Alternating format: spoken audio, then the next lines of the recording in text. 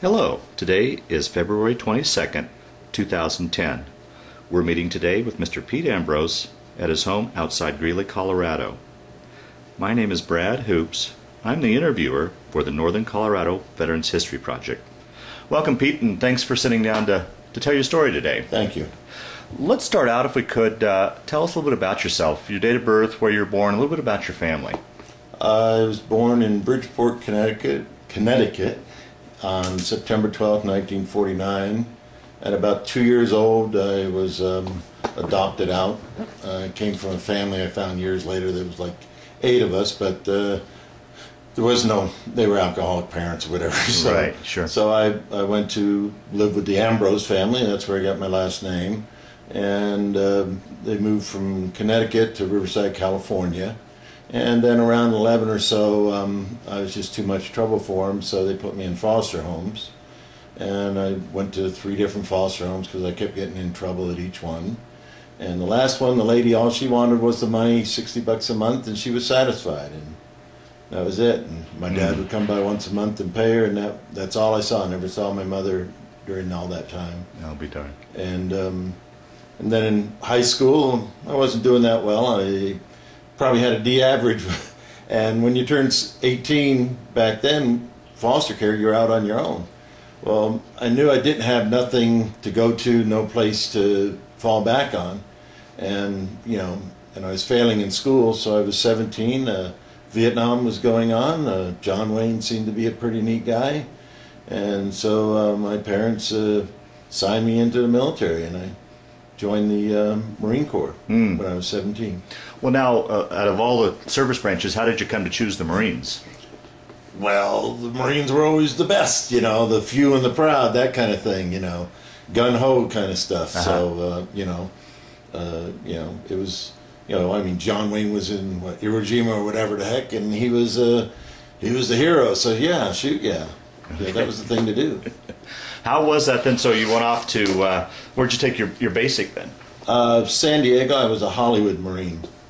At that time, I went to Vietnam was going on, and so in June of '67, I joined the Marines. I went to LA for induction, and they had hundreds of guys there, and you're all standing around your underwear, and you're just going through there, and they're tapping you and checking you and all this, and I got to the part where they check your, see if you're colorblind.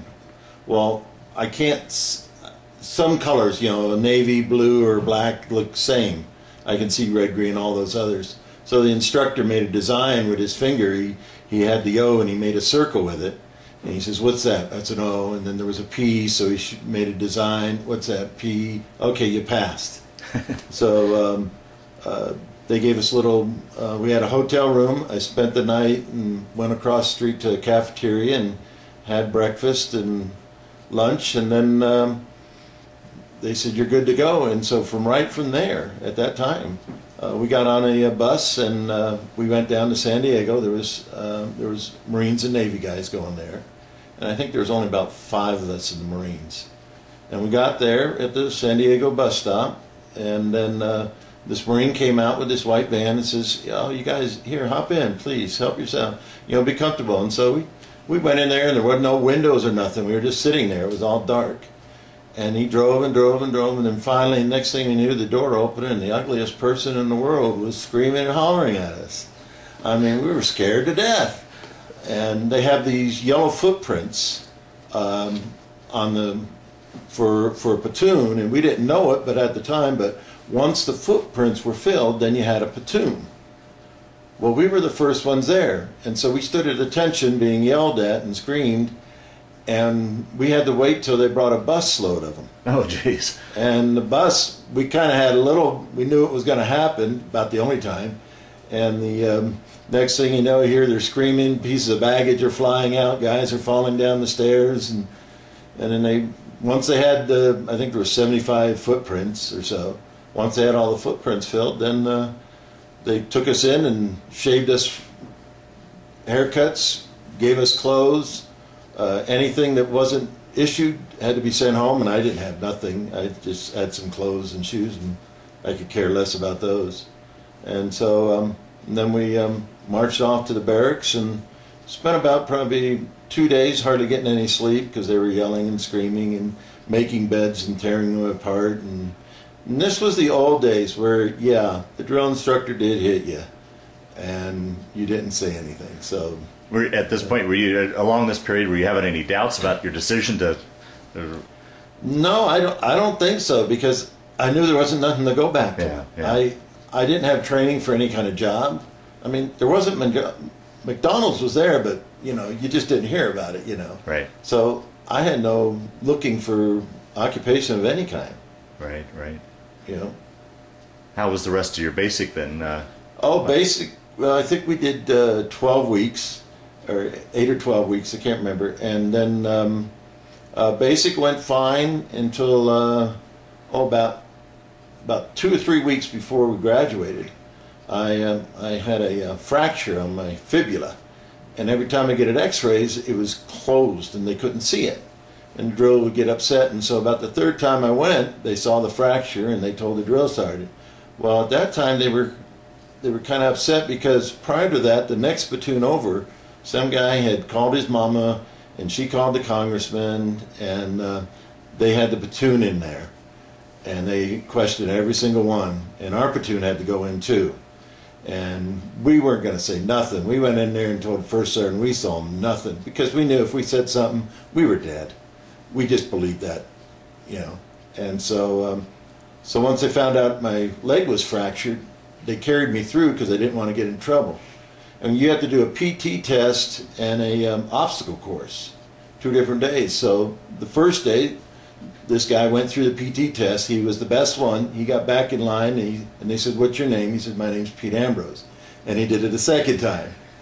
And then in the obstacle course, you had to run and pick up and jump and do all this stuff. He ran through it, and he came back, and he was the best. And they put him up there. "What's your name?" "My name's Pete Ambrose." And he ran through. So I never did it. And then he ran through again under his own name? Yeah. He did it first through his own name and second time with me. And so I never passed a PT test in the Marine Corps. And so I got through the system. I didn't have to stand final parade inspection because I wasn't supposed to march.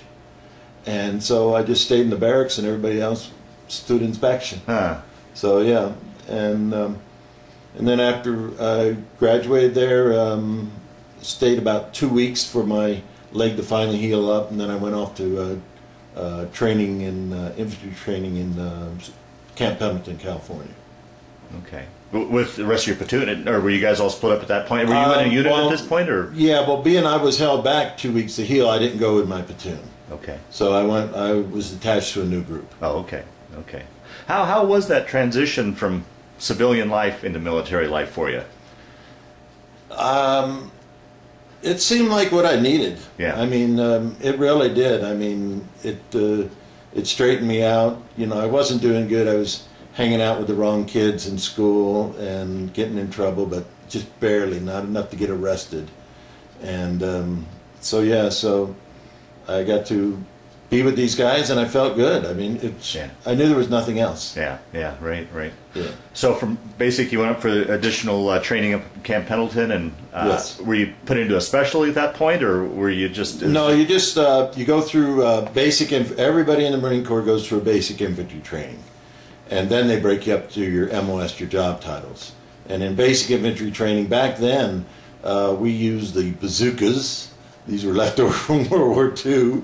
The BARs, we fired the flamethrower through hand grenades, wow. 60 machine guns, did some mortars. So they took us through all the different weapon systems. And then my MOS was wireman, 2511. And it took me years later, but I figured out how I became wireman. What they did is, I didn't have no education. What they did is they came in with a paper and they said, "We need these many people to be this job." And so the first 3 people are going to be wiremen, the next 3 are going to be cooks, and the rest is going to be infantry. Gotcha. So being that my last name started with an A, when I was recycled, the platoon I was with, I found out I was supposed to be a cook. Oh, is that right? So I'm glad I wasn't. I became a wireman. Now, so. what's a wireman? You hook up lines for telephones. Okay, You work okay. telephone systems, and that way they can communicate on bases and stuff. Gotcha. Okay. In combat fields. Okay. Okay. And so from this training point, continue on with your story. Then I went to wire school, and I think that lasted about 4 weeks or so. And we learned how to. We had to climb telephone poles. That was one of our jobs. So, first time you go up there, a bunch of guys slammed into it, and your spikes didn't come, and you find out that they had white poles and brown poles, and you didn't want the white poles because they were really hard wood, and the brown poles were light wood, so your spikes could get in there real easy. So you try and get on the one, but every once in a while people would fall off. One guy I knew, he fell off, dislocated his shoulder, but they popped it back in. He went back. He did his job in the military. So we did about 4 weeks or so there, and then after that, got orders and shipped out to Vietnam. Oh, geez. Yeah. So at this point now, then you're back into a platoon then, or a unit, or were you still going over as? Oh, you went over as individual. Individual. Okay. Yeah. Okay. And so the flight left San Diego, landed at Hawaii to refuel, and then landed at Okinawa. And that was a transition point. You spent maybe a week or two or whatever doing paperwork or making sure your shots are up and all this kind of stuff. And then you got on the plane, regular commercial, MAC flight they called them, and you flew to Vietnam. And everybody's making noise and all this kind of stuff and doing fine. And then the pilot finally comes over and says, please pull down your curtains on your windows. We're getting ready to land in Vietnam. At that moment, the whole plane was quiet. You were in a church. You could hear a pin drop. There wasn't a sound. And the plane was flying level, and then all of a sudden it went into a dive. And they did that so they couldn't be shot at or whatever by the Vietnamese, the Viet Cong. So it was a very zoom down, land, and then get the heck off the plane. Because they didn't want them to stay there that long. Wow. And then they would load up Marines going back, and they would fly back out. So they had a real quick turnaround time. But yeah, so we were just kept there, and then you got there and you found out where you were going to be. They had orders cut for everybody. What was that like going through the plane door? I hear that the humidity just smacks you, and the humidity just smacks you in the face as you walk off. Yeah, I got there in the summer, and it was that way. And there was nobody there with little cloths, and there was no air conditioning, And we had tents we stayed in. And first night there, in our tents, we were all in cots, and we got rocketed, or mortared, whatever. And it hit pretty close, and so, everybody got up, and what the heck we do? And they says, well, go here, and we ran. Well, we came back to the hooch, and there was a guy still laying on his bunk. And we're going, what the heck is this fool doing here? And went over to wake him up. And he got hit by shrapnel across his neck, and it killed him. Wow. He bled to death. Holy cow. And so he never went into combat, and he died that day. I don't know who he was or where, and that was it. It was just, things like that happen. What kind of effect did that have on you? As a fresh recruit coming in, do you remember what you were thinking? No, I was still in the mindset of a young person that I'm not going to die. Nobody's going to die here, or at least not me. The bullet doesn't have my name on it yet. They can't make the bullet that has my name. This kind of mentality. And so I got on they sent me on a vehicle. I went to a city called Phu Bai. The military was there, and Way City was cutting down, and I ended up once they issued me my weapons and stuff, I ended up just riding on a convoy for security in the way. And we were going in there, on the side of the truck looking. All of a sudden we started getting some incoming fire, and I ducked down, and this sergeant or whatever grabbed me and pulled me back up by my helmet and said, you can't see the enemy from down there. And so, so that was my first time getting fired on. I wasn't going to stay up, Yeah. Wow. And so from there, went to a place called Com Tien. That was on the DMZ, the demilitarized zone. And we were kind of on a hill. And it was a really hellhole place. They had what they called foo gas. They had 55-gallon drums of gasoline with napalm mixed in. And then they had these clickers they used for claymores, and they have a blasting cap. And they put that in there, and they had the barrels kind of pointed out 45 or so degree angle toward the enemy. And so if they came up there, they could click that and it would blow up this napalm. And then in the compound, they had fenced areas where you could see mines. They had what they called a bouncing Betty. Had 3 prongs sticking up from the ground, and you could step on it, it would fly up about 3 or 4 feet or whatever. So there were mines fields inside the camp. Wow. And they had snipers there, and so everybody moved around pretty quick and stuff. And one day I was up there, and all of a sudden I saw some sand fly at my feet, and I thought, oh, this has to be antlions. They're little bugs that go and make little cone-shaped things, and the ants fall in them and they eat them. So I thought, oh, maybe there's antlions here. And so I went down and I was scratching to see if I could find the antlion, and then a few inches away there was another puff, and I go, oh, what the heck? And then this guy came running up to me and yelled and grabbed me and said, you're getting shot at, fool, and dragged me off this side. So yeah, so this sniper was probably ticked off because he shot low the first time, and then I squatted down and he still missed me. And so, so yeah, I think they had a hill where they had about 10 guys killed or so by snipers in that area. So how do you, one thing that always amazes me in these type of situations, I mean, you're probably, you said the camp was a hellhole, and so conditions, just ordinary conditions weren't good. I mean, you probably weren't sleeping very well. Food probably wasn't good. Obviously, there wasn't the luxuries of air conditioning and that kind of weather. But on top of that, you've got this umbrella of being at war. And how does a person function during that? I mean, with the stress level and knowing that you can't ever let your guard down, really. I mean, how do you think you functioned during that time period? A lot of it was probably automatic. I was a private, so I made PFC, so E3 or whatever,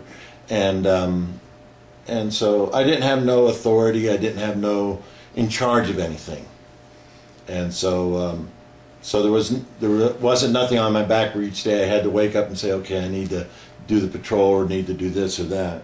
So those were the things. But you just, I mean, you lived off C rations, and there was 12 varieties, and after a while you got to do things with them and stuff. But no, it wasn't until years, I don't know, quite a while later, maybe months later, we finally got to an area where they had hot chow. So we'd heat it up. We used what they called C4, an explosive, and you could go to the ammo bunker and pick up what you wanted, and we picked that up and you'd break it, and you'd light it, and it heat your food. Wow! Because they had little tabs, but you never could find the tabs. There were special little tabs that were meant to heat your C rations, and so there was you didn't have anything to do that. So what were your living conditions? Were you in a tent at the No, there? no, was case Kantian, we were in bunkers. Bunkers. We lived in bunkers underground, and like I said, I don't know how long we stayed there, and then we moved to another place, and then we moved. I think it was Operation Pegasus. I can't remember. Then we went from this one bush base. In other words, they just cleared an area in the bush and put us there, and we worked our way up to Quezon, and we broke through the barrier around Quezon, and the Marines up there were relieved, and we were 2nd Battalion, 1st Marines. I think they were 5th Marines, and so we relieved them, and then we took over Quezon, and basically the same. When we went up to Quezon, it looked like one of those old World War I movies. You see where the guys are going across this no man land where there's craters all over and stick trees and stuff. That's the way it was up to Quezon. All around it, because they bombed it and did everything trying to keep the NVA off. So it looked like actually a World War I scene. Mm. It had a really weird smell to it. We just called it smell of death. And there was no birds or animals or anything. Well, the only animals up there was rats and mosquitoes, and and so we stayed up at Quezon, and we'd get mortared or rocketed or artilleried at least every day. They'd usually wake us up in the morning, and we all lived in bunkers, and every once in a while a bunker would get hit, and people would either get killed or wounded, or some would come out lucky, and so there was. you'd move around and you always observed where you were going, where places was to go, because, you know, and they had a dog up there, they called him Gook, and okay, it isn't proper, but shoot, you're in combat, you're fighting the Vietnamese, so you call him a Gook. Mm-hmm. And you'd see Gook up there, and if Gook started running for no reason, you didn't ask questions, because he could hear the rounds coming. Mm-hmm. And the rule was, if you could hear the rounds, you were safe, and we could hear them coming in, and you'd run to a bunker. And so we stayed up there, and I worked for. You did different jobs. You didn't just do your wireman job. I went on ambushes. I went OPs, listing posts and stuff. Fox Company went outside the wire one time going to the rear on a convoy. They had 4 tanks, I think 100 guys, and about 4 or 5 officers. And they got hit by 400 or 500 North Vietnamese regular. And we went out there to assist them. They lost 3 tanks, all their officers, and they had 17 killed. And that was the biggest kill in one day. Wow. Somebody was always getting killed, but here was 17 in one day, and that was big. And it was just out of one company. And so yeah, for years I used to think it lasted only an hour or 2, and then I read a book from somebody and he said it lasted 8 hours. Wow. So, you know, you just don't know about it. And, you know, so it's just something you go through, and you just automatically do it. I mean, I had an M14 and about 20 magazines or 15 magazines on me, and just use that, and you could put it on fast fire like you know, like machine gun, and so it fired the same kind of round and sounded like a machine gun. So a lot of times you'd use it like they would think there was 2 machine guns out there instead of just rifles.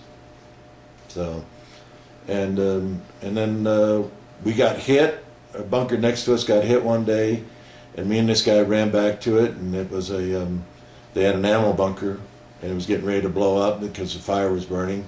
And so he grabbed one guy, I grabbed the other because they were dazed, and he went over to one bunker, and I went to this other one, shoved the guy down, and I started to go in, and next thing I know, I'm on my backside, and I can't see anything, and I find the entryway, and I'm crawling down inside, and a round landed and blew off my helmet, and got a piece, or blew a hole in it. I don't know. I got a piece of shrapnel in my skull now. Oh, geez. And made it down there and was bleeding and cussing like a good Marine should. And one of the guys down there says, "Hey, quiet, this is the chaplain's bunker." And I go, "Oh man, I'm sorry, chaplain." And I'm trying to wipe up the blood on the floor, you know, on his little deck that he had in his bunker. You know, I'm trying to wipe up the blood. I'm apologizing for cussing at him and stuff like this. And you know, so they bandaged me up and sent me back to Da Nang and spent, I think, a week or 2 back there. And I thought I had a really good tan. What it was the clay. And once I got, yeah, and we didn't have showers, so. Jeez. And so we took little can baths, and we used to call them whore baths. And you just take an ammo can, some water, and wash up your body, and that was it. And so I had a shower. I had sheets for the first time, and it was. My wound wasn't that serious, because when they medevaced me back, the really bad guys, they'd send them out to the hospital ship.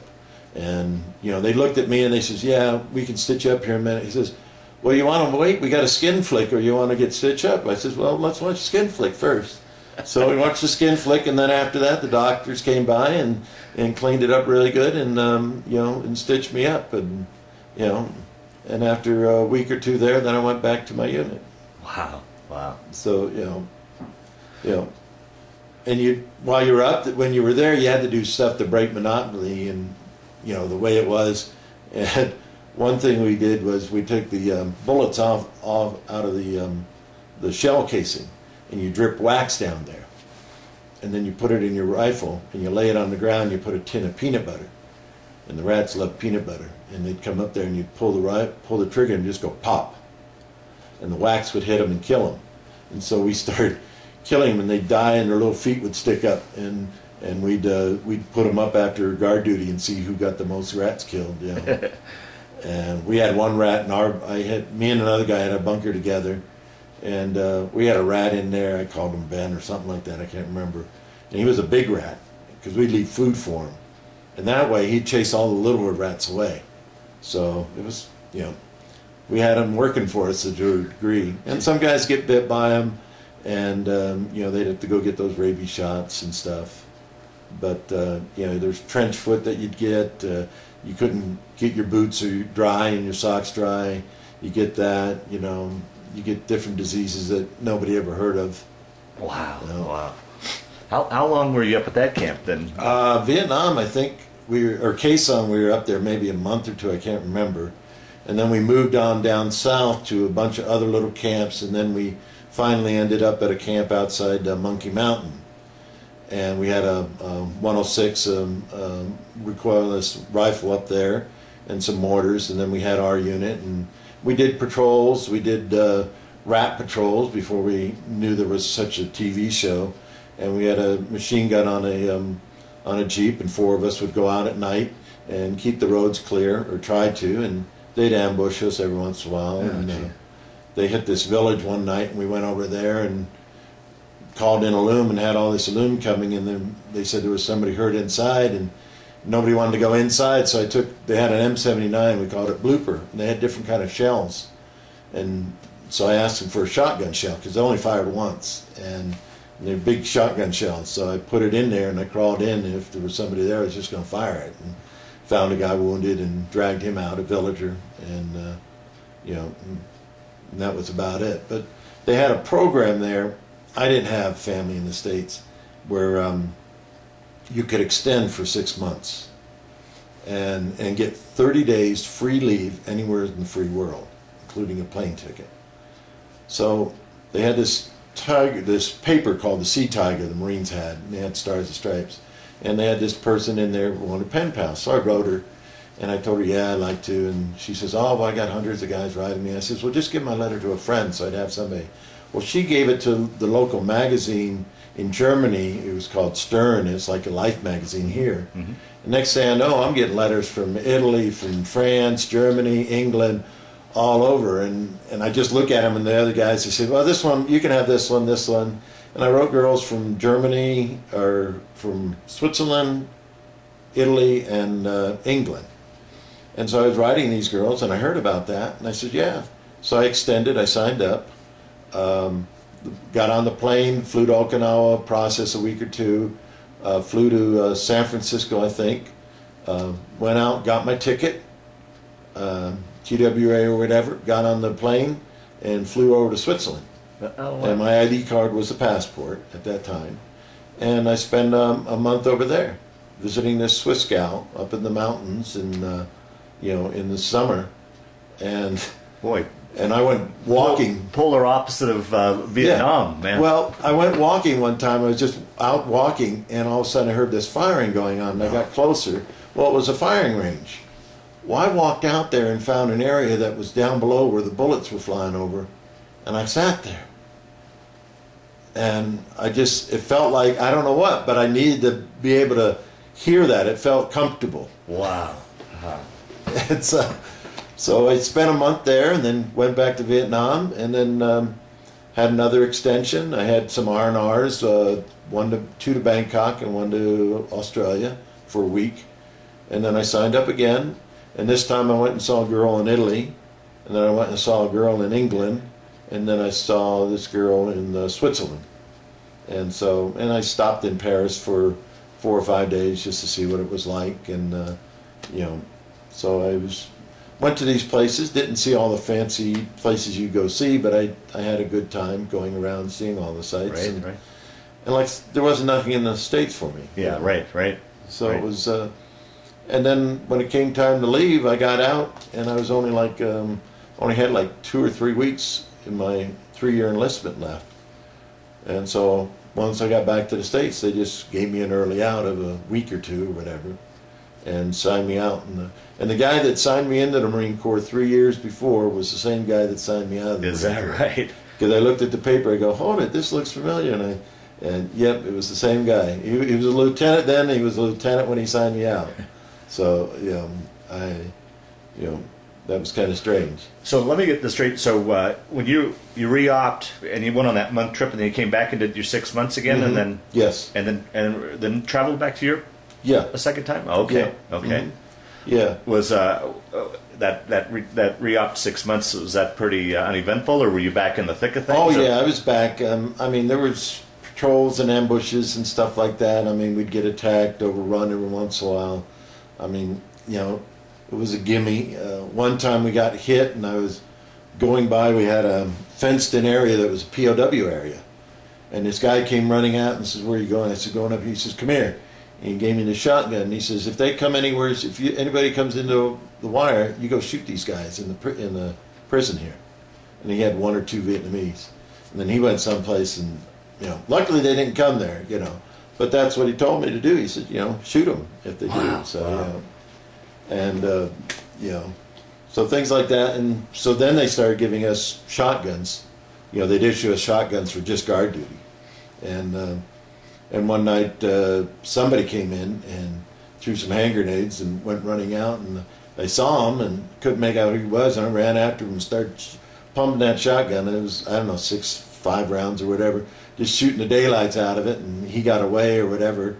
And I came back and looked, and he had ran around inside the chapel. I didn't know it, and I peppered that sucker to bits.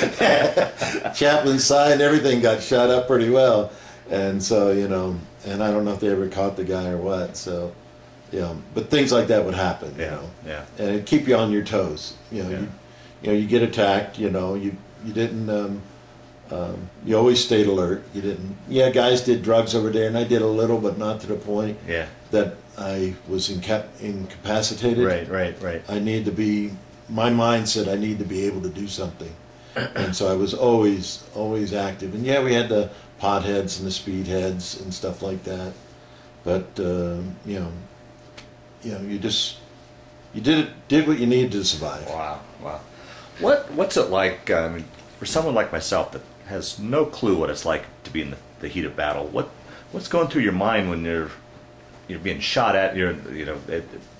What's battle like? I mean, can you describe how you? It's a lot of it. I blanked out. I mean, I see this psych in VA here, and I went and saw this one when I was having trouble with flashbacks, and when we moved back here in the 80s or in the 90s, I went and saw this guy in Cheyenne, and he had me go back in time in a sense, and I went back to this battle up at Quai Son, and I remembered things that I forgot. You know, the uniform I had, the firing, the shooting, and stuff like that. You know, it just, your adrenaline's going, and you're just doing what naturally comes to you. You know, I mean, you duck and hide, you shoot, you know, everything I think is always different. And whatever you have, each guy has their own different opinion of what happens. Most of this I've blanked out. I've I've gotten rid of it. I mean, it come back in nightmares years later, but and at times I wouldn't know it, but it did. And so it was. I prefer not to go there. Oh, fair enough. How did it ever play on your mind? I mean, as we look back on the Vietnam War now, that it was a very unpopular war, and I mean, different from as you were talking earlier about the gun-ho John Wayne World War II type of situations. I mean, this was a different type of war. Did that play into your, did you guys know what was going on back home with the protests and such, and did that play into your mind at all? And no, because I made an E4, and so like I said, I had no idea or care about world history, about what was happening in the States. We had a TV, but they restricted what you saw, and we get one channel and it'd only be on for 12 hours, and if you were in an area where you could get reception. And so, and we had a radio station, Armed Forces Radio, same thing. It was filtered information. And I didn't get no hometown papers. I got the Sea Tiger. I care less about the news in the States. I didn't know what our job was. All I knew was I was fighting in Vietnam in the Marines. And so there was... Did you ever question that? It's like, no, why the hell we didn't. just taking that hill? No, some guys did, but I didn't. There was... I mean, I could care less what was happening on the rest of the world. This was my world. This is where I live. My past was worthless, so I wanted to make my future something.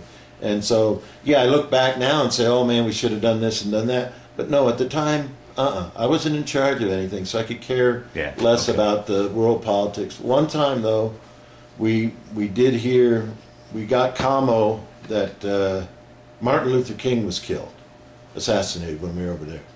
And the Marine Corps or somebody sent a paper out and told the commanders of the post that if the blacks uprised, that they had authorization to do what they needed to, because they weren't sure if they would.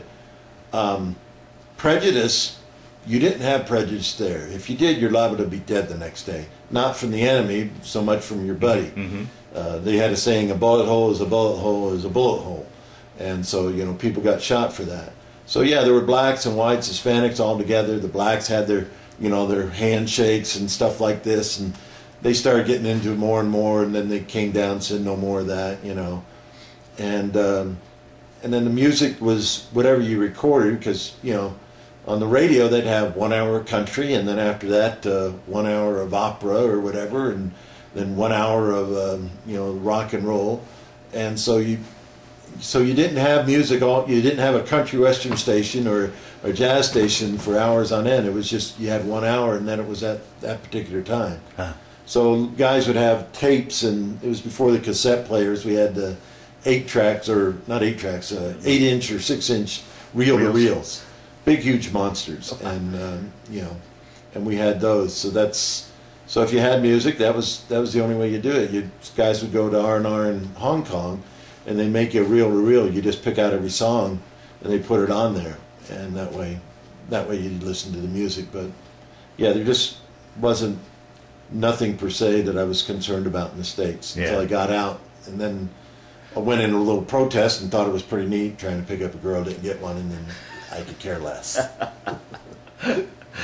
What would you guys do for entertainment when you were off duty? I mean, being in these isolated places, I mean... Shoot, you wouldn't really do any... Well, you played cards. Learn how to play back alley and stuff like this up at Quezon. And, you know, and I think somebody had an Uno. I don't know if Uno was around then, but card games. That was about it. I mean, you did, you know, if you weren't in a place to get TV, you know, you didn't get TV, and usually you only had like a 10 or 12-inch little screen, and in black and white, and then the radio. And if it had country western and you didn't like country western, then you didn't have nothing to listen to.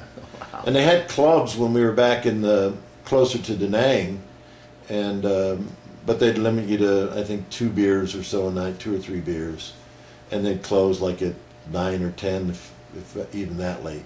And being you were enlisted, you weren't allowed to have alcohol, hard liquor.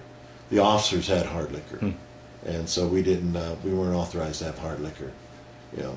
And other than buying drugs out there in the field, you'd buy marijuana. You get 10 joints for $1. You know, maybe you'd find something the Vietnamese were making on the side of the road, a mirror out of Coke cans, or you'd buy watches, but they'd only last a day or two, and then the moisture'd get in them. So, so yeah, so those were the things. But no, other than you know, some magazines, books, a little bit at the PX, and usually the PX only had stuff for 2 or 3 days. And when we were near Da Nang, we could take we did take a little weekend or a day leave, and we'd go into Da Nang, and we'd go to the movie theater and the bowling alley and the roach coach there, you know, and get food. And so and they'd have movie night down south. We'd have it on a piece of plywood, and very restricted on. And we'd sit there, and, you know, like King Kong would come on, everybody would throw their cans of Coke or whatever they had at them, you know. And those are different things we did. Did you ever catch any USO shows? Anybody? Oh, we had little USO shows. Never saw Bob Hope or anything like that. And I was in trouble one week, like I always was. So I had to do guard duty with the USO. So I rode down the vehicle. We picked up the USO group, came out there to the chow hall. I stayed near them, and there were like 3, 4 girls and singers. Everybody was just going crazy, and they sang their song. And the favorite one is "I Got to Get Out of This Place."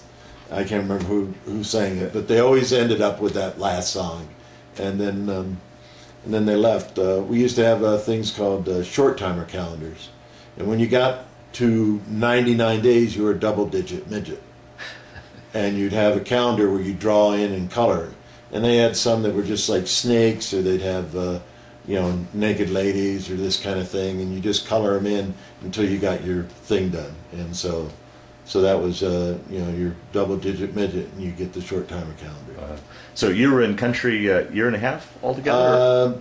Yeah, a little more than a year and a half. Yeah, they got me down for 2 years of combat. Oh, really? Oh, so wow. yeah, so that because I was still assigned there, even though I was on leave, I still was assigned there. Okay. So that's where they gave me credit for. And so so you'd stay there, and you get paid once a month, and you'd have to write in the month before how much you wanted to get paid, and use maybe $50-100. I got $99 a month as a private when I went in '67, and then you get shots every month. You always got shots, and people were missing their shots. So one time the medic set up the pay room at the medic station bunker, and you had to go first. You had to go through and check your shot card, and you get shots, and then after that you get paid. Well, this lieutenant went around the back and wanted to get paid, and they checked him, and he was like 5 shots behind. So so they got him for that. Wow. Were you to this day, you've talked about seeing a psychiatrist and stuff, but any other effects as far as physical effects from your injuries or from diseases? I mean, anything linger to this day? Yeah. All my medical problems relate to the military. I got tendonitis from the ears from machine gun firing over my head for about an hour or so, and get ringing in my ears. I got diabetes, Agent Orange. We didn't know what Agent Orange was. We just knew it was something to keep the bugs and keep the VC away. So we used that. Got shrapnel in the skull. Got back problems, and then flashbacks from Vietnam. Right. And I didn't know about those till what was it? I think 1980 or something. A Life magazine article came out showing this Marine on these tanks leaving Way City, and I went off and I didn't know why. Wow. And so and that was my first military branch, my first war. Right. Was Marine Corps. Do you feel that the VA and the government is addressing all these issues fairly? Do you think you're well taken care of in that regard? Yeah. At first, when I got out, I mean, I didn't know nothing about it. Yeah. I could care less. I was on my own. And the VA messed up. They take guys and put them aside, and PTSD. There's no such thing as that. You're just crazy or something. I had some problem in Vietnam with that. They gave me some meds. They sent me to the psychiatrist in Da Nang for 2 days, and the only thing he told me, you're not leaving country. I said, I don't want to leave country. I just want this thing to go away. And then I just kind of shut that down for years. Gee. And I didn't know I was having them until after I got married. Wow. So after your 2 year, I guess we'll move ahead now you're back in the States, and did you get out of the service then, or did you? Yeah. Okay. I got out of the Marine Corps, and I went to live in Riverside, California, where I lived before, and then just worked some jobs. I just young guy, you get a job, okay, I don't want to go to work today, that kind of stuff. Yeah. So I lost a good job that I had, working for this paper company, but I got another one. And they had this Christian place down on the corner in this town where the drug dealers, the local discotheque, and the bars were. And I went in there, and after a few times going in there, I accepted Christ as my Lord and Savior, and that was good. And then some years later, I met my wife, Sharon, and we got married in '74. And I worked at a hospital then, and that's when I found out I was having flashbacks. She told me I'd be screaming attacks or mortars or different things like that, and she was sitting in the corner of the bed wondering what the heck did she marry? Oh, And so and I didn't know I was having. She didn't tell me about that at that time, and or at least if she did, I forgot about it. And then we had one little boy, Jeremy, and then we moved to Greeley. And then from here I was having flashbacks, and they had a little counseling, psych counseling down in Greeley. It wasn't supported by the VA, it was private. And went to about 4 or 5 sessions, and then they said, well, you owe this money. I said, yeah, I got to pay money for this. But one session I went to, there was a bunch of us guys sitting in there, and this person, I can't remember what, says, what's the worst thing about Vietnam? And one guy said, worst thing he hated about Vietnam was sunset. And I'm sitting there thinking, why sunset? And he said, I hate sunsets because then the VC came out. And I go, yeah. Well, for years, I didn't know it, but I was scared to death driving at night in the rain. I'd drive, but I had both hands on the wheel, tight as could be, and I didn't know why. And then when this guy mentioned that, something clicked. And they asked me, what did you hate? And I says, well, I guess it's driving in the rain at night. And they says, why that? I says, well, when we ran rat patrols, when it rained, you couldn't have your windshield up anyways. The rain would hit you in the face, and then it would cover up anything that was near, tracks or anything. So there was a great fear that the VC would be, and every once in a while they were. And so I was scared for years of driving in the rain, but nobody told me about PTSD. There was no such animal. Yeah. You know. And so I went to a few of those, and I says, okay, and then I just put it on the back burner and said, the heck with it. And then we had another boy, Toby, and then I was working, and the job market was oil field dried up here in the 80s, so I was doing Air Force Reserve here in Greeley, and they said, well, it'll be about 3 months or so, and we can get you on full-time, you know. Well, unemployment, you know, was running out, and my neighbor, who was an Army recruiter, I used to swear at him, no, you're not getting me back in, no way, no how. And so then I started to check around, and the Marine Corps wanted me to go back to the old MLS, and I didn't want to. And so my friend, I went over there into his recruiting office, and so, yeah, so I signed a paper. He says, find a job, and I looked, and, well, here's gym coordinator. Okay, I'll fill basketballs and do that. And then, I don't know, a week or two later, he says, Pete, he says, you can't, you got to be combat arms because you're prior service. You can be infantry, artillery, scouts, or tanks. And tanks had a $20,000 bonus at that time. So I said, shoot, yeah, I want to ride a 60-ton Winnebago. So I joined and went back in at 32 and went to Fort Knox, Kentucky for basic training. And it was nothing like Marine Corps training. This is the Army now? Yeah, the Army. Okay. They couldn't hit you. They'd yell at you. They had to watch what they said to you. And I was prior, there was about a dozen of us prior service in the platoon, or in the company. And out of those dozen, only 2 of us made it through basic. Because you have a mindset, I've done this, I've been there, you know, you guys fooey with you, and that's what they done. But I needed to be there because I needed a job, I needed employment. And so, yeah. And so you didn't get your bonus till after graduation, so yeah. So that was good. So yeah, I stayed there. The drill sergeants liked me, you know, because I told them, I says, your job is to be the drill sergeant, I'm supposed to be the private, even though I went in as E3 and left basic E4. And, you know, and so yeah, so I listen and I do what they tell me and stuff like that, and you know, and they enjoyed it. Afterwards, when graduation was over, or before when we were, I think a day or two, we had time, and each platoon wanted me to come over because the platoon sergeant wanted to talk about Vietnam and combat and all this kind of stuff, and because they'd never been in it, right, you know, and so there wasn't combat unless you were an old salt, and so, you know, so I chit chat and tell them little things here and there, and then from there we got orders to Germany, and we spent 3 years in Bayreuth, Germany. The family went with you? Yes, okay. yes. The 3-year assignment's family. Okay. And so then from there, we came back and went to Fort Hood and spent a year there, and still in tanks, M1s at that time. And then went back to Germany and spent 3 years in Friedberg by Frankfurt. And then we came back to Georgia, and I did 3 years in Georgia and got out. And Georgia was where I went to Iraq in the first Gulf War, I call it, and in tanks over there at that time, and then we had, well, in the Army you had to go to NCO schools and stuff like this, and one NCO school I went to being that I was a Vietnam veteran, the guy in charge says, "You got to write this story. You got to tell me a thing." And I don't want to. Yeah, you got to tell me. And I got this Reader's Digest, and here was this little story about this guy in Vietnam, and I said, "This is it," because nobody reads Reader's Digest.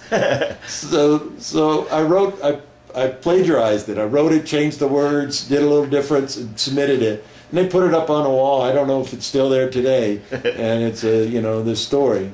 And we went to our last field training. We went field training we were there 5 weeks. And then at the end of field training, we had a relaxing time to get ready to graduate. And I told the guys, I says, "Well, I'll tell you a Vietnam story when we're out there." And they says, "What are you going to tell us?" I says, "I'll tell you the skull." And they says, "Okay." And so they had a big sand table. It's a big box where they have sand in. They draw on mountains or how you're going to do things and where the enemy might be. And so relaxing, and they says, "Pete, come on, Sergeant Ambrose, come on over here." And went over in the sand table. One guy had drawn this big, like a pirate skull and crossbones and stuff. And so I told him the skull story. This happened in Vietnam at our last place by Da Nang. Somebody somewheres had found a skull, the regular part with the upper jaw still there and the bottom jaw gone. And we had an initiation that if you drank at them, you got to write your name on them. And so one night we were drinking, we got more than our 2 beers, and I took a drink out of them and wrote my name on them. And then something or other happened, and somebody else was doing it, and they dropped him, and he cracked. And so we were all upset. And we said, "Oh, we'll take him to the aid station, to the doctor." "Oh, okay." So we made it over there, I don't know, 5 or 6 of us, and we went in there, and doc, and the doctor came running out, the officer and the other medics, and "What's going on?" And we're all standing around weaving, and they told me this afterwards. I don't remember most of it. And they says, we says, "Man, he's hurt, Doc. You got to fix him." "You got to fix him. You can't pretend like you're fixing him, Doc." "Oh, yeah. And so they got out the surgical tape and glue or something or other, and they put it on. He got his gloves on and stuff, and we make sure he's there. "Okay, yeah. Is he still?" Yeah. He still got vital on him. And so I don't know if they gave us the stretcher or we had the stretcher, and we put him on the stretcher, and they were taking pictures of this too, so I don't know where I'm at. And so after he's all taped up, we were all happy, and "Oh, he saved our friend. Oh, good." Excuse me. And so we left there with us weaving back and forth with this stretcher and this skull sitting on there. And we figured he was an MVA from Quezon, because one of the guys found him up there out on patrol somewheres or outside the wire. You'd find body parts all the time. Oh, jeez. So and they were bones, So you'd see people get hit by an artillery round. You'd see them out there, and all of a sudden, boom, and there was nothing there anymore. So we had a few guys that they never found anything of them. They other than that was Private Smedlap standing there, and that was it. And so there was maybe a boot was found or something, but wow, not much. Wow. Well, you talked about these guys asking in training to tell them stories because you had actually been in battle experience. How did you find your training? Did it prepare you for battle? I mean, were they able to?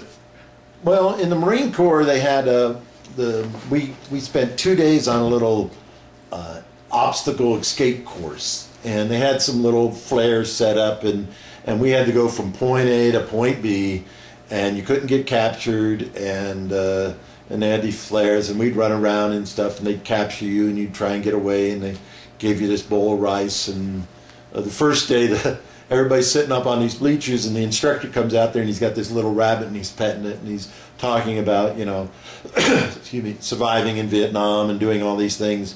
And he says, "Well, you got to use what you had." And then he grabbed the rabbit, broke its neck. And then he cut him open, and he started taking the guts and stuff. "Well, you can't," and he started throwing them at everybody. And he had the guy with a small foot come up, and he made a shoe for him and put him on that, And so, so things like that happen. So do you? I guess to further my question. So did you find that with your training and stuff that you were prepared for battle, or was it? No. Okay. No, there was nothing they could do to prepare you for battle. we didn't have the thing like they showed the World War II guys crawling in the machine gun shooting over the top. I don't remember that. No. Vietnam was completely different, and you went over there as individuals. I mean, now they do that more, but then it was just filling in bodies in places. You know, you could have 100 guys and they could go to 100 different places instead of a platoon going over and a platoon coming back. Right. And so, yeah, Iraq, get ready for Iraq. We ran around in our mop suits, these chemical suits, for a week to climatize us for the heat. You know, it's hot and sweaty in Georgia, so what the heck, you know. And so, but that didn't set us up. We did more training over there once we got there. I mean, everything's the same color, just flatland. Yeah. It's just sand colored. And we saw a vehicle one day that was like, I don't know, 5-6 miles away, and it stuck out. It was a green pickup truck, camouflage green Army pickup truck, or whatever. And so it stuck out. So, yeah, you move, and it's just, you know, GPSs came into, I think, effect at that time, because our lieutenant had one. And so that was for the platoon. And the maps, you looked at them, you couldn't tell, you know, just which way the sun's coming up, that must be east, south, north, or west. So we did training for that, but it still was, you know, not intense as it is nowadays. Yeah. You know, it's more intense. You get the guys didn't know you know, I like history and read about things. The guys didn't know about the Arabs, their Muslim belief and stuff like this. And so, you know, we'd have them there once in a while, and I'd say, well, don't show your feet. Right. Don't use your left hand. Your left hand's not supposed to be used. Make sure you don't give them pork, because they'd want MREs, and you can't give them pork. If you give them something, give them one, because if you give them more than one, they consider it all theirs. Because one of the guys, they had these chem lights, these little sticks you'd break, and they'd light up. And he gave him a box, and the Arab took them. I said, no, you can't do that. Now they're his. He won't give them out to anybody. And so we divided them up, and we cut them open. You can put them on the face, and they glow, and the Arabs liked them and thought that was neat. And so, yeah, we had, when we were set up out there in Iraq or in Saudi Arabia, we were way out in the front line, and this Bedouin was living out there. And after a while, we get these 2-liter bottles of water from Saudi Arabia. And after a while, this Arab would come through there in his little pickup truck, and he'd hold his hand out the window, and he had this bottle.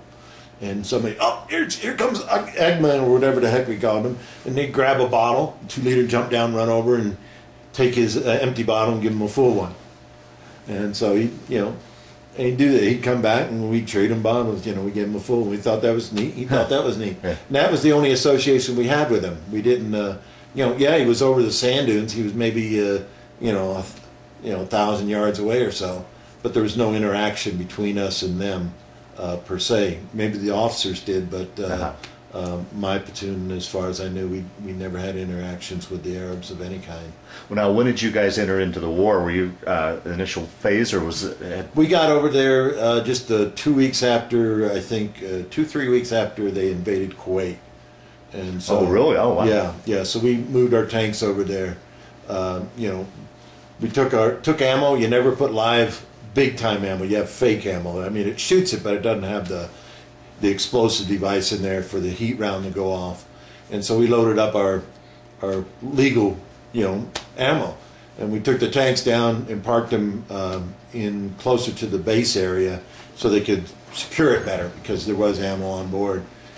And one of the things we found out when we drove in there past everybody's parked cars, the vibration set off all these car alarms. And then one guy asked me, because I was the only Vietnam vet in our company, and they asked me, they said, you think we're going or not? I said, I don't care. If he backs out now, we're going anyways, because they want to see if they can do it.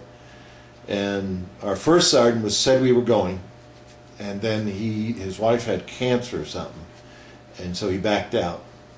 And so after that, everybody kept coming up to me saying, are you going, Ambrose? Are you going? You going to back? No, I'm not. I'm going to stay. I'm going with you guys. And so I went over there, wholeheartedly going to be with them 120%. And so we did our training and stuff like that, you know, and And then I injured my back, and they gave me orders I had to be medevac back out to Fort Stewart. And I told my platoon sergeant I wasn't going. He says, you got it. And so I went back to the States. They evaluated me. They says, well, your back is this, and it's good, it's bad, but whatever. And we were in church Wednesday night when we had our Wednesday night service, and somebody came in and said they just the U.S. attacked Iraq. So before then, I told my wife when I got back, I says I'm not going back. Right after that, I looked at her or whatever, and I told her I got to go. She knew that. Yeah. I says, you're a police officer. Just because you're on leave and there's a riot, you're not going to the riot. I was Army, and so I convinced them to send me back. And within 2 weeks, I was back to the unit. Wow. And me and my sergeant major had an argument about I need to be back on tanks and that. And so I says, well, I need to see the guys in the company because I got to tell them that I'm here. Yeah. And they saw me. What are you doing back here? Hey, I'm a Vietnam vet. I want to tell you, I'm here. I'm not leaving you guys. Okay, so they were happy on that part. They were there, felt that you weren't going to abandon them. Uh-huh. And then the war lasted 4 days, and we captured umpteen hundreds of thousands. It didn't even fire my gun. They're just running, surrendering to you.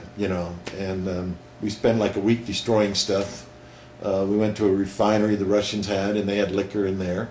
And so the guys were getting liquor, and we got stuff out of there. We played skeet with their plates. I got some silverware and stuff from their kitchen. And then we found this crate that had gas mask in it. So we put it on the truck, and then we found these cups. And so we put them on there. We came back, and some guys hadn't been able to go out and one guy says, I can't go out because it's pillaging. I says, no, you got to understand. There's two different ways. Pillaging is when you lose the war. Spoils is when you win the war, okay? So the Iraqis were pillaging. We won, so this is spoils. And he goes, okay. And he went out and got a whole mess of stuff after that, after I explained the proper way, how it was meant to be. And these guys were saying, well, we didn't get to go out and blah, blah. I says, hey, let's go over here. And we had a fire going. And I says, everybody come by here. I says, you get a mask, gas mask, and a cup. And so we gave out all the gas mask and cup, and everybody thought that was neat because then they, had something to take back. Yeah. And so, you took back what you could. Some guys tried to get weapons back, and of course they got all those. You weren't going to take weapons of any kind back other than your own. And then the Iraqis wanted to come home with us. They sent a paper out to the units, and they said, you can give out this many awards, because they wanted to give out awards left and right. Army gives them out like you wouldn't believe. Grenada, they gave, I think, 10,000 awards out. So you get all these awards. So they sent a paper, and they says, well, you can only give like one Bronze Star for the company or the battalion or whatever, and blah, blah, blah. And our chief medic put in all his medics for Bronze Stars. Well, the person that got the Bronze Star in our battalion of 1,000 guys was the cook. Why did he get a Bronze Star? Because he was out looking for stuff, spoils, not pillaging, and he moved this blanket off this bunker, and there was like a dozen or two Iraqis in there, and they surrendered them to him. So he came out and he had like a dozen or so Iraqis. He captured them all himself, and they says, well, that's the most anybody's captured. I guess he gets the Bronze Star. And so our cook got the Bronze Star for capturing 2 dozen Iraqis. They wanted to give up anyway, so Yeah. And the guys were going through the bunkers looking for stuff, and I was looking for money because they said they robbed the bank in Kuwait, so I was looking for greenbacks. Sure. I was, if I found that, that's what I was going to take back. I didn't find any. But so our cook got for our battalion, and I think a couple guys got wounded and nobody got killed in our battalion. How far did your battalion push into? We were about, I think, 100 miles south of Baghdad. Oh, really? Okay. We made it up to the river, and then we met the Republican Guard coming up, and there was a little firefight the day after it was over, supposedly. because they didn't have communications, and so our unit had a little discussion right there. But you know, it was just, you know, I mean, the second day we were in there, we're getting artillery, and all the guys are running, and I'm saying, no, listen to this. And I kind of squatted down. I says, you hear that? You're okay as long as you hear that. And they're all running every which way. Yeah, see, they're going that way. Yep, we're okay. And I go, man, this feels like home. Really? Yeah, it did. It just, you know, oh boy, this feels great. You know, and it's just, you know, it was just it. You know, that was it. So I thought it was pretty neat. Wow. Well, in comparison, it was certainly a cakewalk compared to Yeah, it was. It was, you know, I mean, you know, they were wanting to go back to the U.S. We said no. They had guys who had diabetes, guys who were amputees, you know, heart problems, this and that. The POW camp was by the hospital. They were dealing with hundreds of them every day, doing medical on them because they needed glasses, they needed their teeth filled, and so yeah, they were taking care of the guys pretty well, you know, and you know, and so yeah, so we. Yeah, just after 4 days, and then we stayed in Iraq, I think probably maybe a week, destroying. We drove through a minefield, I think the second day, and we didn't need mine clearers because the mines had been planted so long ago that the sand had blown away and they were sitting on like 2 or 3 inches up. And so you just zigzag through these minefield, and you know, I think one vehicle got hit, a Humvee got hit by a mine, and that was it. And you know, and we just went flying across. We just drove. You know, it seemed like for hours with nobody, no contact. And the lead unit would run into POWs and they'd stop, and then after a while the colonel or whatever says, just have the mortar guys come and grab the prisoners. We're not going to stop them. So they, you know, you surrender. Yeah, go tell those guys back there. And they just zoomed by. And you know. So things like that, you know, we want action. We're not finding action, you know. I mean, there was one issue with one unit. They saw these tanks and they were going to engage the tanks, and the A-10s came in and blew them away. And they were so upset, yelling and screaming. And they had another tank from another unit that got stuck stuck somehow, and they left them and advanced. And these 3 Iraqi tanks came up on them, and he killed all 3 of them. And you know. And his tank survived. And so, yeah, but everybody was looking, and they're just, you know, we were expecting these great defensive positions and these artillery barrages, and we were meeting an enemy that was just as strong as us, and all this kind of stuff. And it just never materialized, you know. I mean, we got stuff. We found bunkers. You know, I got some Republican Guard stuff I gave to a museum up in Fort Morgan. And they had the uniform and the web gear and stuff like that. And it was Republican Guard. And you look at it and you go, "Crime, hey, this stuff, it was bad stitching. I mean, it was horrible work." So their helmets were plastic. Then I found one that looked like you know, something that the MPs would wear around on shore patrol or something like that. And yeah, so they had plastic helmets. And I mean, everything was there. They said we couldn't take Iraqi stuff. Everything we found was Czechoslovakia, Russian, British, French. One guy found a bumper for his 5-ton truck because the Iraqis bought it through a company that bought it, and they brought it in there. And so we found this Iraqi truck. It was American 5-ton. He needed the bumper. He took it off. You know. So I found we found British tools and found a British tool truck. Czechoslovakian ammo. So we took stuff back, but no, we don't have Iraqi. I got Czechoslovakian, I got Russian, Yugoslavia, I got French, I got some Chinese, you know, and, you know, I got some English. And so, so this stuff was, you know, he didn't make anything of any kind. He just bought it from everybody and anything. Wow.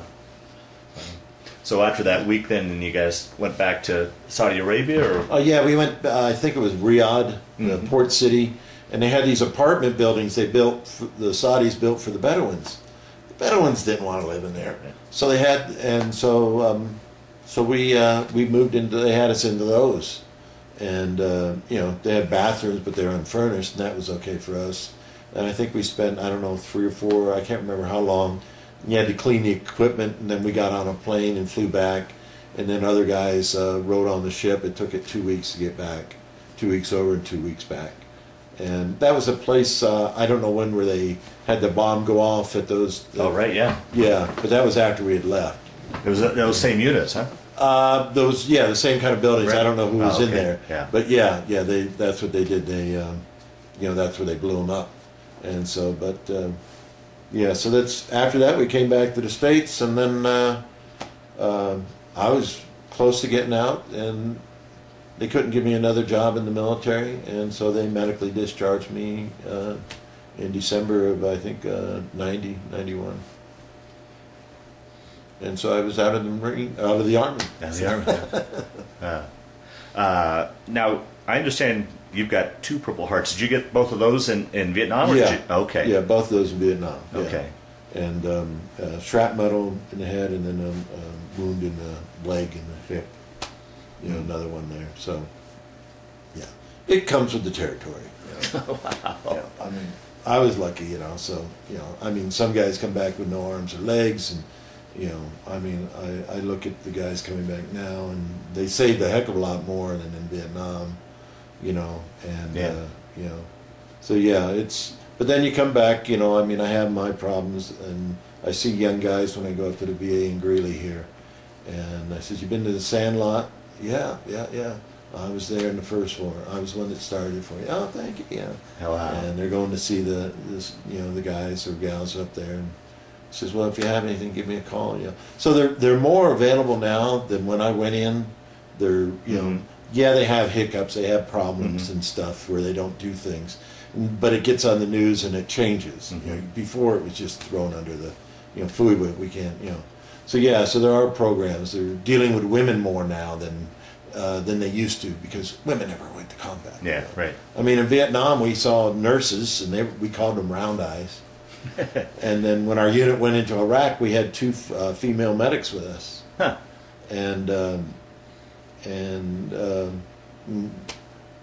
we were set up one night, and somebody says, "What's that thing way out there in the dark?" And I go, "Oh, that's one of the women. She's using the bathroom." Oh, okay. So. But as far as I know, nobody was making advances on these gals. I mean, I was older and married, but most of us thought we'd defend them. They couldn't do it, and so, our vehicle got hit, and I caught my ring on a piece of equipment in there, and so I knew the ring had to come off. My finger was swelling up, and so I went to the vehicle where the medics were, the medic track. And the gals were in there, and they had their underwear hanging up all over the place. And I came in there, and they were moving their underwear out. And they had a little jump seat on the back, and so I sat down there, and I looking at it, and the doc's trying to, they have a special tool they make just for this. And it has a scoop, and it has a big sharp blade, kind of like a plier with a blade on it. And he was trying to get it in there. And I'm saying, I say, "You got to go for it, Doc." Okay. And the guy said, "They heard me outside the vehicle." Oh, man. And, and then once he did that, I'm sitting there, and I'm looking, and I see the bone, and he says, "How you doing?" And I says, "I ain't doing all right. I ain't doing all right." And I started, they got me on one of the stretchers, and I stayed there probably a half a day, and they bandaged me up and stuff, and made it back, and got my ring. We remade it and gave it to his son for his wedding. So I was okay till I saw the bone. Well, wouldn't that constitute a Purple Heart? I mean, no. That was directly involved with the enemy. So no, it was just an injury that happened. Oh, so okay. To get a Purple Heart, you need to have a physical injury from the things that like a bullet or Okay. shrapnel, as far as I know. Okay. And I never pushed the issue on it. Okay, so it's it's nothing. My biggest concern was the ring had to come off. Yeah. And so rather than lose the finger, and so I've not put a ring on there since. But so each war was different, but the Marine Corps had the esprit de corps, a tightness, a groupness, where the Army didn't have that. And you get that in the Marine. Every Marine is infantry. In the Army, infantry is infantry. It wasn't until they had their problems when they invaded Iraq that now they train every person as infantry. They take them out and have villages and stuff like that. But we were the ones that just trained the artillery, the tankers, the other guys. And that was it. That was what we trained for, and so we were more prepared. Mm-hmm, mm-hmm. Well, let me go down and so just to get on record, if you could give me your various units in the Marines. You were in the 2nd Battalion, 1st Marines. 2nd Battalion, 1st Marines. Okay. And that was, I joined the Marines in '67 and got out in '70. Both of them in June, and spent 2 years in Vietnam. And then the Air Force Reserve was I can't remember the unit out here in Greeley. It was Air Force unit. I was there about a year till 81 to 82. And then I joined the Army in '82, and went there to 91 or whatever. You know, I did 10 years. I can't remember exact dates, but and I was in a cav unit in Germany, and then that was up by the Czech and East and West German border at that time. And then in the States, I was with an armored unit in Texas, and then another armored unit in Germany the second time, and then the fourth place was Fort Stewart, and that was 24th Infantry Division out of Georgia. And that's where you went over over the 24th? Yeah, I went over to Iraq, yeah. Mm-hmm. Okay, so then I guess we'll talk a little bit then about your post-military experience. So you got out in '91, and what did you guys go from there? There was no work down there, and so we came up here because her sister was getting married. And now, how did you originally find yourself here in Greeley? How did well, my wife's parents were here. Oh, okay, okay. And so we came up to see. We left there and figured jobs up here, and there was and there wasn't, and then when we got Georgia, there wasn't nothing in Georgia. I mean, there wasn't no industries or big businesses like car factories and stuff. It was a small military town, and I applied for the military job, and it looked like I was going to get it, and then they came in and said, well, they're stopping all job hiring. And so if I would have had it, then we had our first house there, and we only had it for 3 years, and we abandoned it, and then I applied to the VA for a forgiveness, because it sold for less. We owed $10,000 on it when it sold, and they finally came back and says, yeah, we writ that off the books, you know. So that's taken care of. We came back here, and we were here with 2 kids, a dog and a cat, and we were in Greeley at a hotel, and we went out driving to find a place, and we went by this, we remembered years ago there was a mobile home place. And so we went by this one there on First Avenue, and they said, oh, we got this little dinky, you know, it's a 12-foot wide by 60-foot long. And they says, and it's fenced. They says, well, your dog can't be inside, he could be outside. And so we got it. And, you know, I mean, we believe very strong in things that happen from God. And we felt he directed us here, and then we felt he got us this place. And then my wife went to work for Montford's feedlot at that time, and she worked at the way station. She only worked there, I think, a month or two, and she got a job at the university where she works now. And she says all the gals had cowgirl buckles on them, and you had to be cowboy this and that. And so she went back to the university and worked in the bookstore, and now she's working up in the psych department, mental health department up there. And she's got a couple years she'll have her 20 in. Uh-huh. And then I worked at McKinsey's cabinets when he was there. You know, they lost their son a few years ago in Iraq, and then I went to truck driving school, drove truck for a while, then went to work for a lumber company in Greeley, drove truck for a while for them. And then there was every day you look in the paper, and I looked in the paper one day, and here was this ad. It said, caretaker at missile site must live on site and no irrigation. So we came out and looked at it, and there was a glitch in our VA payment, and they owed me like 4 or 5 years back pay, so we were able to use that for a down payment on a new mobile home. And so we got that.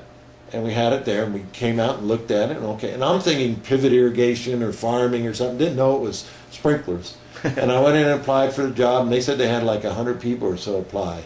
And we were supposed to have like 3 interviews. I went into the first interview, and then later that week or so, they called me up and says, "You want the job?" And I says, "Well, don't you have more interviews?" And they says, "Well, you don't want the job?" "No, I'll take it." And so we came out here, and the guy lived out here, Harold. He died. He was like 82, and he'd been out here like 10, 20 years, and they just took his home out and destroyed it. And we had ours lined up to come out, and the guy didn't show, and so we finally got somebody hooked up, and they brought our house out here, and the county hooked it all up. And so I'm living at a deactivated nuclear missile site. It was active from 60 to 65 and had 1 missile. There's 17 acres, and they supplied me with all my utilities. And we were doing fine, and then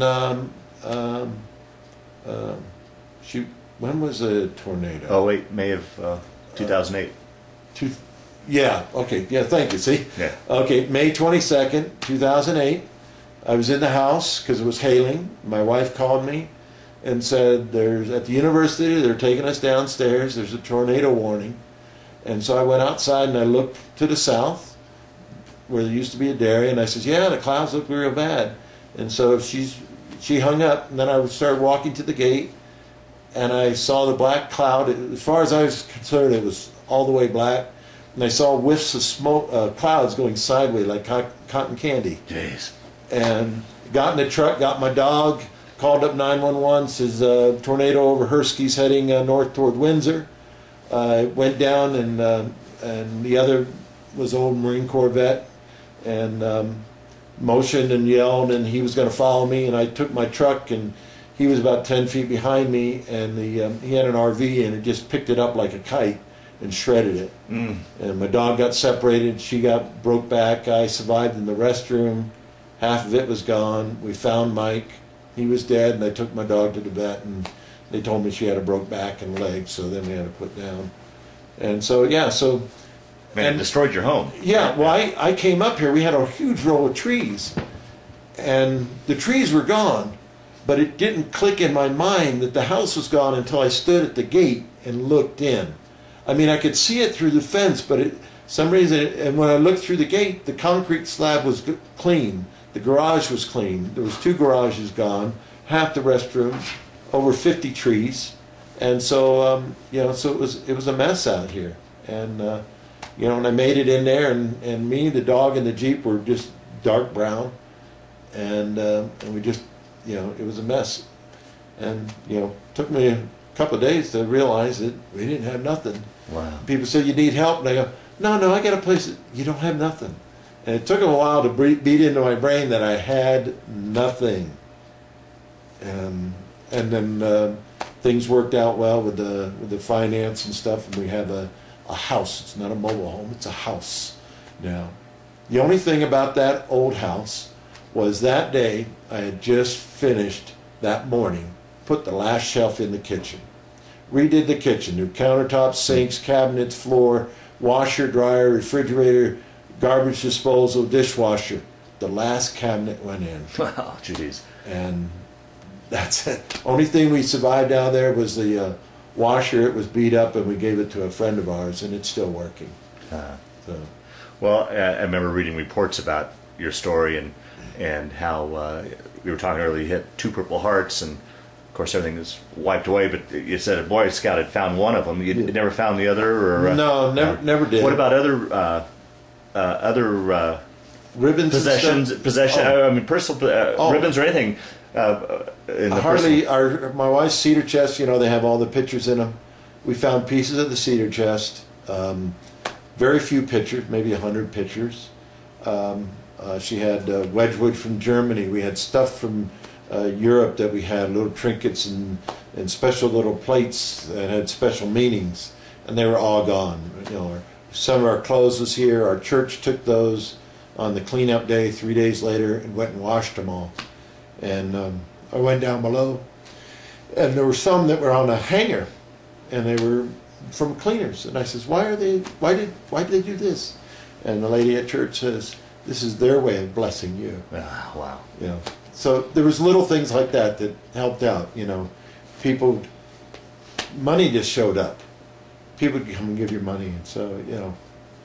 But hey, I'm okay. Yeah. I'm alive. I don't need anything. Yeah. And it took a while because you know we've always kind of been that way. I mean, I'm military background. I'm used to that. Right. You know. I mean, somebody gets shot, you help them. If you get shot, they're going to help you, and that's the kind of closeness, tightness you had. And so it took a while for me to understand. You know, people are wanting to help. Yeah. But you got a beautiful home now, and everything's kind of back to normal. Oh yeah, normal we can be? are. Yeah, when the winds get real bad, we kind of worry a little bit, and and see the doc a little more often. And we had 2 cats that did survive. We found one a week later. She was an outdoor cat. She lost all her claws. Wow. And then the other one was an indoor cat, and we found her a month later, and she lost all her weight. And she hadn't eaten so long that the doc, I had to force feed her for about a week, push food down her throat. And then she started eating, because they said once they get to that way, they don't. And so when it gets windy, the cats go to ground. And they hide. And then our local Greeley trib guy, Mike Peters, his wife was associated with Beardy Collie Rescue. And that's what I had, a mix. And that's what I have now. And so they got us a new dog. And so August 8th of that year, we moved into our new house. And so been doing fine since then. Yeah, very good. Very good. Well, we'll begin to, I guess, kind of wrap down this interview. Was there anything that I didn't ask you about, or any stories or anything that you'd like to talk about that you're thinking now that I forgot to add, so we can kind of make sure we round out this interview? Oh, yeah, well, I did remember some things. One thing I remembered, back then, getting in the military is completely different now. It takes you months to do this. Back then, went to the Marine Corps recruiter. He was at the local post office like they had back then, and went upstairs, and I took this test. I didn't know what kind of test it was, and they have special tests now. And I saw through the crack in the door, he took my test and went in there, and he was ripping papers up. And then he came back and had this piece of paper and had me sign it. It was my test. I didn't figure out years later that he got my test, he didn't pass. He ripped it up. He had one already pre-made, came out, had me sign it. So I got into the Marine Corps because I failed my test. I went through basic and never took a PT test and graduated with a very good score. And so these little things, clicked in life that moved ahead. And you look back now at them, and years later you go, oh, that's what that happened. So funny little things like that. How do you as you look back now on the Vietnam War, what are your thoughts on it now, 20 plus years later, as it's been scrutinized and such? What are your thoughts on it as the war itself, and as a veteran, as far as how things have progressed? And the thoughts on that war? Yeah, well, it wasn't fought right. You had a line you couldn't cross. You could do things. I mean, Nixon finally got him to the table when he bombed Hanoi, and that's when they said, okay, I guess we can't keep this up forever. And but I was a private lower, and so I didn't understand that until now. But things from now affect me from Vietnam. Things that happened in Vietnam happened in Iraq. And when I see or hear that, they bring back things, the flashbacks. Now, if I watch a movie, I got to be careful. I can smell blood. I was watching a TV movie about doctors, and this one doctor had this flashback, and he did something, and I had done that. And I didn't think much on it, and then the next week, he had done something else, and I had done that. And so I can't watch that show anymore. Wow. And so ambushes happen, POWs happen, certain things that happened in Vietnam. I was at a theater watching this movie, and it was about the Jews hiding in the woods, and at the end I was doing fine. Then at the end of the movie, they were trying to escape. The Germans came by and had tanks and were shooting, and that took me back to that battle in Khe Sanh. And I ran out, grabbed my wife and ran out. I couldn't go back. So things from the past do come up and bite you, and they affect you. I do not, nothing against it. Yeah. I do not go and have Vietnamese food. I didn't know I didn't like Vietnamese until, 1990, when we were in Georgia, our church, and this Vietnamese gal became a church member. And so one of the things you do is once they become a member of church is everybody goes up and shakes their hand. And I got in line, and it took me, I was thinking, I can't do this. I had nothing against her. She did not do anything to me. Yeah. But I had a great hatred for her because she was Vietnamese. And, I went up and shook her hand and thanked her and stuff. And so, I've talked with people since about that. But, so those things are hidden in there, and you don't catch them till years later about driving in the rain. Right. And so these young guys that come back from Iraq and Afghanistan are going to face the same things, but hopefully there'll be people there for them, that will say, okay, you have this problem. It isn't just something that you're thinking you're having. So so I have to watch what I watch and what happens, and it triggers, and I hate it, but the doc says it's always there. It's like one doc said, it's like an airplane flying overhead. Every once in a while it lands and then it takes off, and so every once in a while it lands and I smell the blood and then it takes off. Wow. And so everybody has a different thing to react.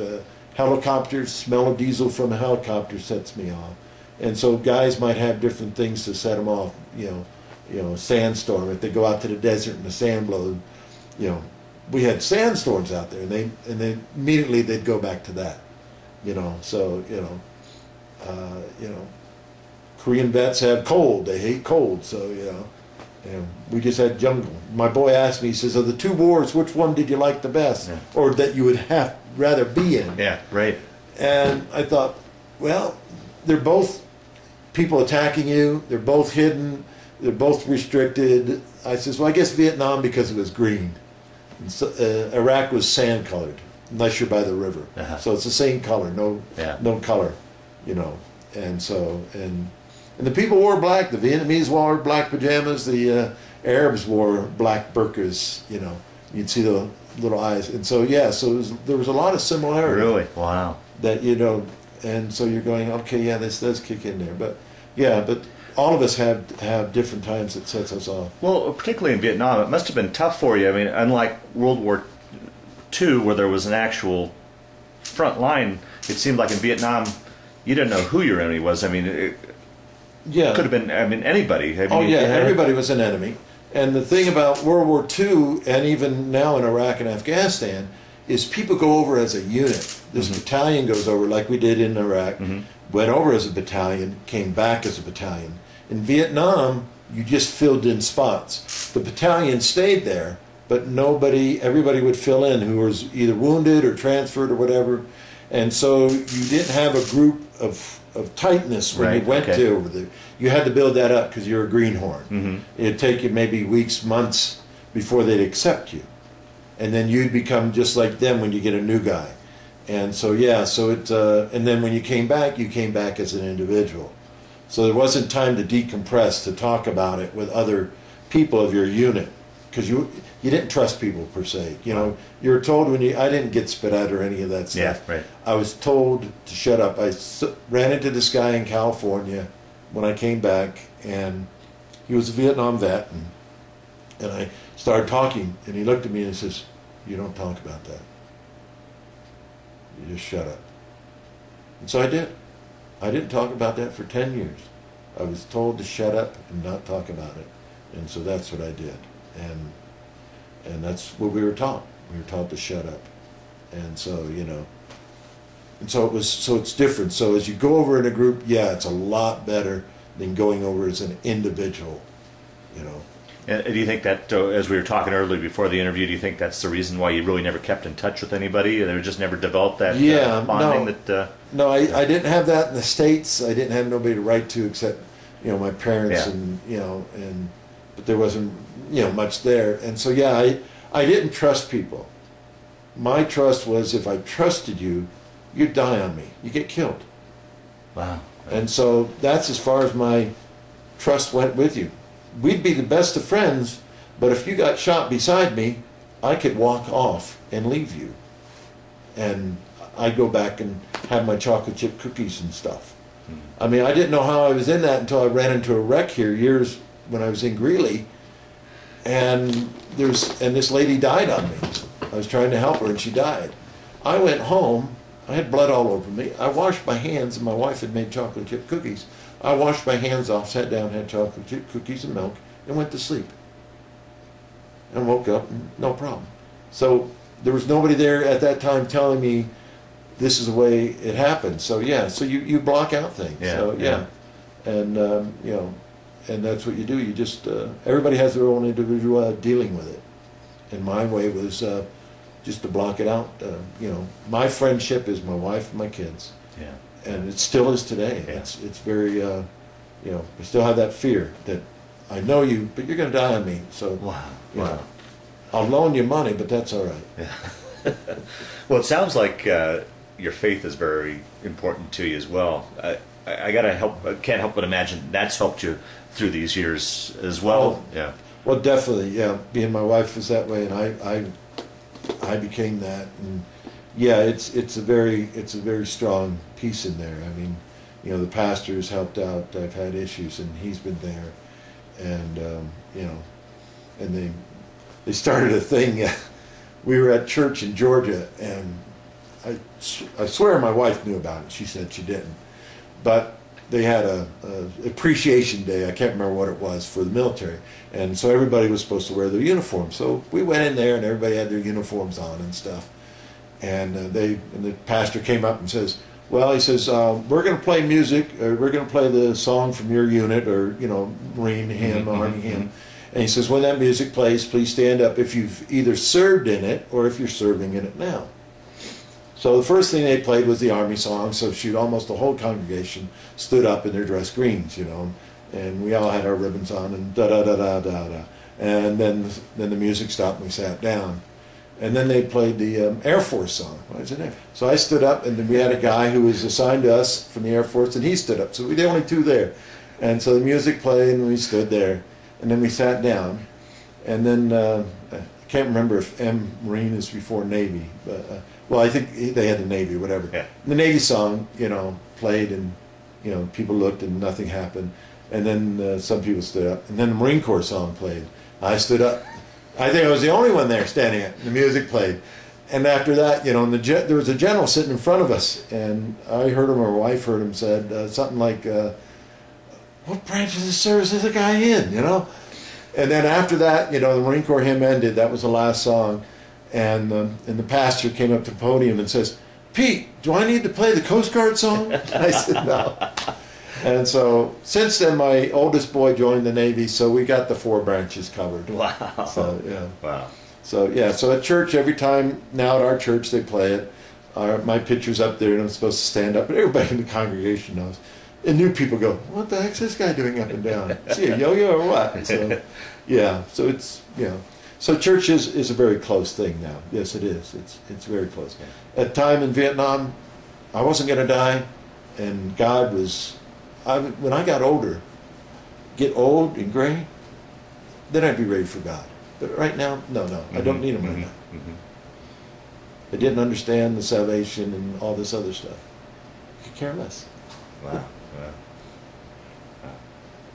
Well, we'll close down this interview. Is there a statement or a closing comment you'd like to make to cap off this interview, or not? Anything you'd like to say to anybody that'll watch us someday, or enjoy the branch you're in. Yeah. If it's Marines, Semper Fi. You know, I mean, when I die, I got to have the Marine Corps hymn, the Air Force hymn, and the Army hymn played. So you know, it might take a little while to put me in the ground, but no, you know, serving your country, I think, is a good thing. Not everybody is meant to be in combat. I've seen guys like that. And not everybody is meant to be the president, and so you know, I think it does good for a person to just try it for 2 years, you know. But it's a good thing. I don't have no regrets. Well, Pete, I want to thank you for sitting down to tell your story today, but more importantly, I want to thank you for your service to our country. Well, thank you for coming. This is a picture of me on my mule in Quezon in 1968, the only picture I have of me in Vietnam. This was our units, 2nd Battalion, 1st Marines. They called us the Ghost Battalion. And that's what Hanoi Hannah called us. I had this plaque made in Vietnam. Well, how did you get the nickname the Ghost Battalion? Supposedly the unit almost got destroyed in Korea during the Korean War. And so Hanoi Hannah came on one day and mentioned that. And I had it made. And I thought for years I was thinking the wrong thing. And then our unit website just a couple months ago changed it and added the Ghost Battalion. So, is that right? So it's things you remember that you sometimes think you forgot. Now, I forgot to ask you, in addition to your two Purple Hearts in Vietnam, were you awarded anything else? Other than the standard, I didn't get a Bronze Star stuff. Okay. And those I was issued in Okinawa. They had a table and they said, "Oh, you get this award," and you went by and grabbed a medal. And so that's how we got our medals when we left Vietnam.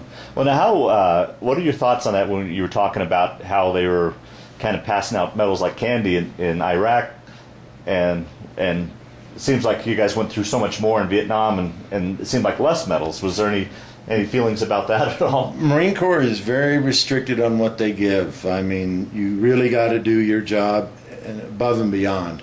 And so when you get a bronze, our unit, the years, I think they were in Vietnam like 5-6 years, and I think we only had like 6 or 8 Bronze Stars. I'll be done. Yeah, so it had to be above and beyond. There's a picture of a group of guys I was with in Germany, and we were getting ready to go down range. I'm the one sitting up on the tank by the fuel can and the sign. And that's you there? No, right there. Yes, there? That's me there. Okay. Yeah. And so this is out of this unit. I only talked to one guy. So he lives in Arkansas, and he comes up every once in a while, and we reminisce about Germany and the fun times we had. Now, what did you do in the tanks? What was your? Well, you start out as a loader, then you go to a driver, and then a gunner, and then tank commander. In this unit here, I was a gunner. This is my tank in Iraq. It was the Delta Company, 3rd of the 69th Armor. And so this is where I was at, and that's what the countryside looked like. There's nothing there at all, just sand colored the whole way. So I kind of get the feeling during that time you were kind of the pops of the group, kind of the everybody kind of looked up to you. And yeah, I was the one because I had been in the Army since there was Brontosaurus. So so I was the old man, the old guy that survived many wars. There's a little handbook they handed out. This talked about the rank, how defensive positions in Iraq were set up, and what kind of vehicles they had, and tanks and different things like this.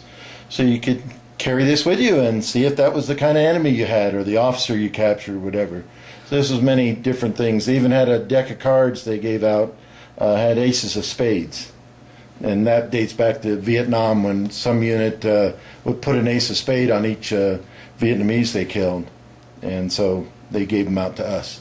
So obviously you didn't have this sort of handbook when you went to Vietnam. No, you didn't have anything like that. Now, did this handbook have, you were talking earlier about how to deal with Arabs, did it talk about that at all, or was this purely just a military type of... Just military type, yeah, just the ranks and the equipment and the way they would fight. Okay. All righty. Thank you, Pete. Oh.